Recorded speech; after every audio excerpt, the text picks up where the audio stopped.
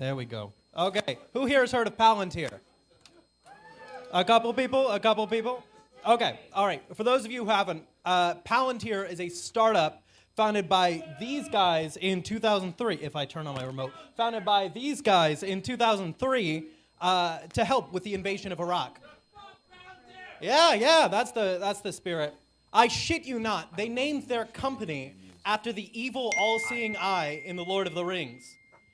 And to go along with that, they do plenty of things. They make spy software for the government, or spy software for the military, or when they're feeling brave, spy software for private companies. They're really a jack of all trades. What about? I'm only being a little bit. What about spyware? There. Pardon? Oh, spyware? Yeah, they dabble. I'm being a little bit facetious, but they do actually make spy software. Here is a leaked document for their program X-Keyscore Helper, which you'll remember as an NSA tool used to sort through the vast amounts of data collected from the surveillance program X-Keyscore. I first started paying attention to them earlier this year when the Trump admin tapped them to centralize all federal government data on U.S. citizens into one big database. Though, I should say, they're really big players in the stock market. So, no one cares about privacy when there's money to be made. That's why I found out through this comically self-interested article. Palantir is reportedly building a U.S. spy machine. How should you play the Palantir stock? Basically, every article you'll find about them looks like this. Now, with Palantir playing such a big role in the government's ability to spy on you, it's pretty damn important that we have an idea of what the hell it is they're doing and what they're like. They're very secretive, so it's not possible to just call them up and ask. I mean, you can. It's not going to go well. Ring, ring. Hey, what are you doing? None of your damn business. Okay. That's about how it'll go. So the next best thing you can do is analyze their products and the tools that they use to build them. This can get you a sense of what the company is like, just like you can see what Google is like based on the tools that they use to build them, where they deploy their servers, that kind of thing. Sort of like a negative image of Palantir. Ooh, that's the name of the talk.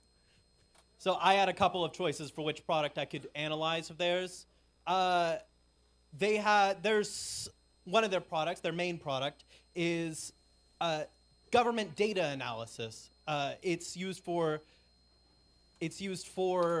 analyzing a bunch of data that governments might have.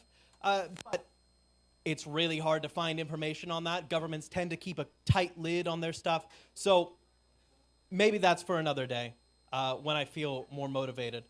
Then there's the CIA and military spy software, AIP. But I'd like to keep my nutsack disconnected from a car battery, and I don't want to be waterboarded. So that one's out. I thought you were about to say you wanted to just keep your nutsack connected. That too. I don't know what they do with the CIA. But then there's this one, Palantir Foundry. See, this is here for data analysis for private companies. Thank God. Thank God. They don't torture, not for the most part. So, target. We've got our target. How do we go about researching it? There's very little on Palantir's website. Certainly no URL or anything. I tried checking for subdomains, enumerating directories, everything you could think of against the palantir.com domain. Nothing. Nada. I was SOL. If I couldn't find anything on palantir.com, I looked elsewhere. So I did some Google dorking, and that's an advanced hacker technique, also known as Googling it. And this is the query I came up with. I got an interesting result with this one. This here is a technical onboarding document for Palantir Foundry. And on page 10, bingo, palantirfoundry.com. Going to that domain doesn't get me anything, but like the document suggests, if I go to a subdomain, I get a response. Did you port scan it at all? Any I did. It's just port 443 and 80 to direct back to port 443. Okay. If I go to test.palantir.com, it redirects me back to Palantir.com with this network blocked message. Well, this may seem like a bad thing on the surface. It's actually good. We have a lead. Also, by the way, this network block screen, it just reflects whatever you put in the URL. I just thought it was funny. Okay, so now that we have a subdomain, now that we know that subdomains are the key, how do we go about finding them? There are so many possibilities for subdomains. Do I go a.palantirfoundry.com? No. It's a whole process. What I ended up doing was web fuzzing. In case anyone's curious, here's the command I use. And I used a program called FF. It can also be pronounced FF. It's a really good and really simple web fuzzing tool. I love it. Anyways, when I finished, I had 170 responses. That's way more than I had dreamed of. Oh my God. And to my surprise, only a few of them had sent me to that network block page from earlier. They're the ones that say status 403 on them.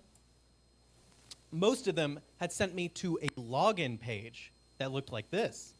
Ooh, now we're getting somewhere. I had to try. I had to try very hard to Hypothetically, not brute force it. I was about to say, if you touch Don't that, worry. if you put any ports on or any packets that direction, it gets fuzzy. It gets fuzzy real quick. so this all becomes hypothetical. This gets at this into point. yeah. Okay. I never tried to get in purposefully, because that can get into some legally gray areas, and I do not want to see the inside of a cell. Though, something I did notice, I'm going to use Walmart's Foundry portal as an example here. They're one of the customers. If I put in some dummy email like test@walmart.com, it redirects me to a Microsoft login page. And this only works if you use a walmart.com email. It doesn't work with any other email domain. So under the hood, it's probably checking against some like back-end SSO service. This means that, hypothetically, if you wanted to get in, all you would need is some stolen credentials from a company on this list. Though, you really shouldn't hack Palantir. You really shouldn't hack Palantir, federal agents in the audience. It's generally a bad idea to hack into a company with a CEO like this, but that's besides the point. We can see by looking at these domains on Shodan, this here on the left is Samsung, this here is Walmart, that basically everything about these servers can change. Their hosting provider, their location, these are on opposite sides of the world. That means that this domain, these subdomains are likely pointing to either client-controlled infrastructure or they're in the same environment as their clients. So, let's be clear about what this evidence is telling us. We have client-specific authentication, client-specific hosting providers, and client-specific locations. This isn't a one-size-fits-all software service. It's not your run-of-the-mill platform. This is a deliberate architectural choice. They could have just thrown this on their own hosting service and have you send over your data. They chose to integrate it. Okay, with that in mind, what did our negative image reveal about Palantir? Pretty much. I think it shows that Palantir is not some monolithic fortress like they try to portray. They're able to be penetrated, and their weakness is because they integrate with their clients' environments. This means they're only as strong as their weakest client. We can take a reasonable guess that their more government-focused products probably do the same. They're probably also integrated in their own environment. Hell, they might even share vulnerabilities. Okay. All right. And I believe I'm just out of time. All of my notes on this are on GitHub. I have everything there in case you wanted to use them. Thank you so much, and I believe I have 5 minutes for questions. Yeah, you got Q&A time here. Do we have any questions for Dylan? Other than, does Palantir make spyware? I think they do. They might? Okay.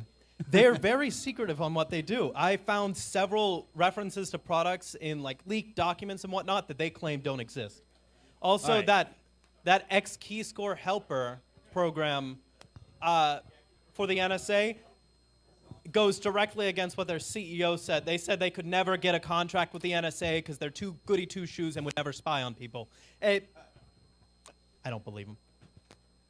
Have you looked at like any of the certificate registries for all the subdomains that they may have? I have. They are all hosted by the same. They're all the same certificate registry. Anyone else? You. What registry? I don't have it saved. I might have it in my notes. I don't have it saved down on the PowerPoint. Hold on. I might have it. Oh no, I don't have it on this laptop. I'll get back to you. I'll put it on the GitHub. So now that you've given this talk, do you have an up-to-date will?